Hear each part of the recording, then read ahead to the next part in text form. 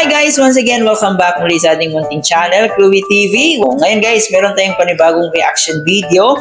Pero bago tayo magpatuloy, gusto ko lang kamustahin yung mga solid Jumpal fans natin.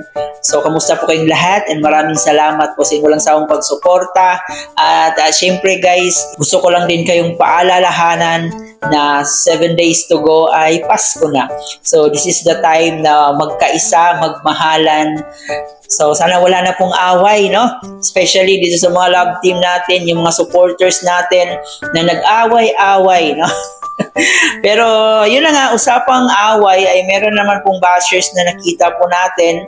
So, dyan, makikita niyo po dyan sa ating thumbnail kung saan nga po parang minamaliit po niya yung kakayahan ni Papa Joms. Parang sinasabi niya dito na walang kakayahan si Papa Joms makapag-provide ng ticket para sa kanyang Carla Bells. So mamaya ng konti ay atin po yung pag-usapan.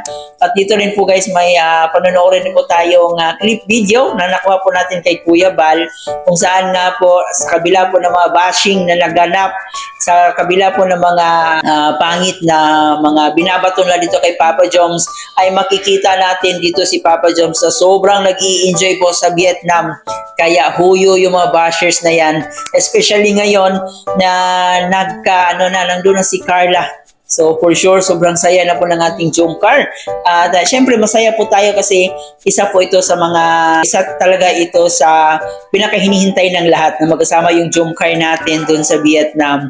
So mamaya ng konti guys ay atin po yung pag-usapan, pero bago tayo magpatuloy, huwag kalimutan mag-subscribe sa ating channel, paki-like and share ng ating video para mas recommend pa tayo ni YouTube, at paki-turn na notification bell para mas laging updated every time na mag-a-upload po tayo. Higit sa lahat, ating suportahan ang nag-iisang ama ng Kalingap na si Kuya Bal Santos Matubang, si Ate Edna Vlog, and si Kalingap Rob. Suportahan po natin ang ating Keyboys, Kalingap Partners, mga charity vloggers sa Pilipinas na tumutulong sa ating mga kababayang mahihirap po nating kalimutan. At syempre guys, yung mga kasama nating Kalingap Reactors, suportahan po natin lahat po ng mga nagko-content po sa Kalingap, yung mga legit Kalingap Reactors lang po.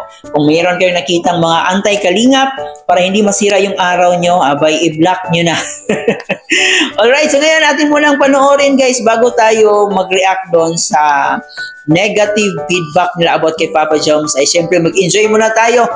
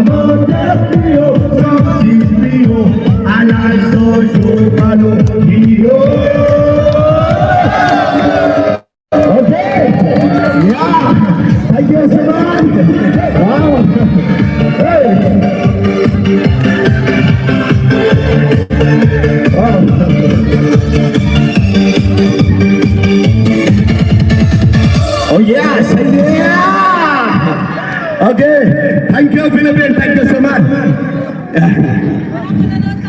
Bye bye. Yeah, see you again. Pagod. Pagod. Oh, hati tayo.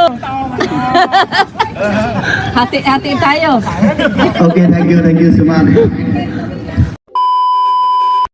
So yun na nga po guys, no? Kitang-kita po natin kay Papa Joms na parang walang pakialam talaga sa mga nangyari. Sino ba naman kasing mga bashers na yan para bigyan ng panahon, di ba?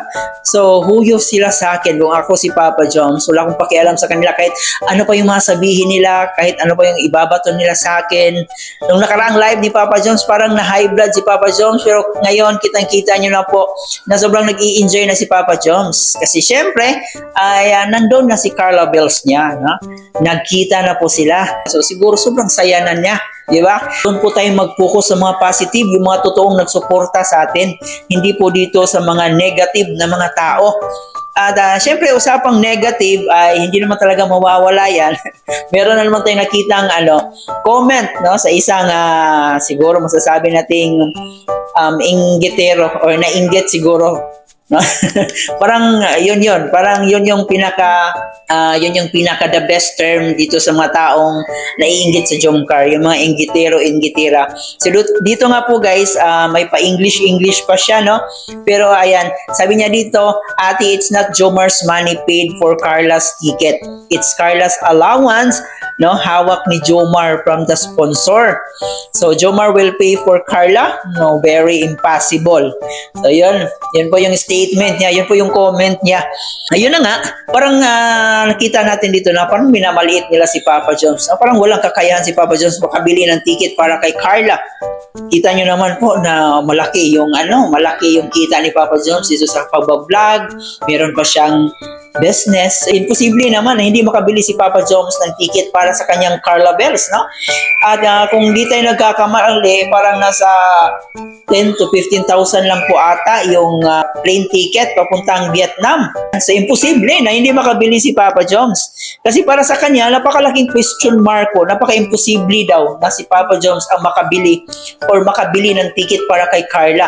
Why not? Kung gustuhin ni Papa Jones. Pero since meron naman pong sponsor, no? May sponsors naman, so hayaan na lang po natin, no? Di ba? Kaysa naman tanggihan ni Papa Jones or ni Carla or ng Jomcar natin yung blessings. Yung blessings na kusang lumalapit. Di ba? So bakit magpabila-bila si Papa Jones na sige, bilhan ko si Carla ng ticket. Kahit meron ng budget si Carla para lang patunayan dito sa mga buzzers. Para sa mga ganyang mindset, nako, dapat hindi na yan, walang kwenta yung mga ganyang mindset. Yung tipong bang gusto nilang palabasin na wala talagang care si Papa Jones dito kay Carla. Yun yung yun yung pinaka punto nila dito. Na para bang minamaliit nila na walang kakayahan si Papa Jones na makabili ng ticket para kay Carla. Para bang alam nila yung buhay, no? Yung buhay ng Jomcar, yung buhay ni Papa Jones. Parang hawak nila yung pag-iisip ni Papa Jones para makapagsabi sila ng ganun. Kung makapag-imposible, para namang alam na alam niya yung buhay ni Kalingap Jomar, no? Kaya minsan talaga nakakairita yung mga bashers. Pero sabi nga nila, huwag na lang po nating palakihin pa. Pero minsan nakakainit talaga ng ulo yung mga ganitong klaseng comment. Parang nilulook down nila yung isang tao na para bang sa tingin nila wala na talagang pakialam si Kalingap Jomar para kay Carla. So kayo na lang po humusga dyan sa mga perfectionist nating mga bashers, no? So nakakalungkot man, pero may mga ganyan talagang tao na hindi natin mapiplease. Kahit gaano pa kabuti, kabait, kaganda yung isang tao, kahit gaano ka pa kabuti, kahit pinapakain mo na, ay may masasabi at may masasabi pa rin talaga yan. Kaya mas mabuting focus tayo dun sa mga positive vibes. Right? So, yan lang muna guys ang ating update ngayon dito sa Jomcar. So, yun na nga, nagka-reunited na po yung Jomcar natin sa Vietnam. At maraming mga Solid Jomcar fans na sobrang saya po nila. So, maraming salamat guys yung pagsama. Huwag kalimutan mag-like and share ng ating video. And of course, mag-subscribe na rin po kayo. Muli po, ito po yung host si Chloe TV. Marami pong salamat.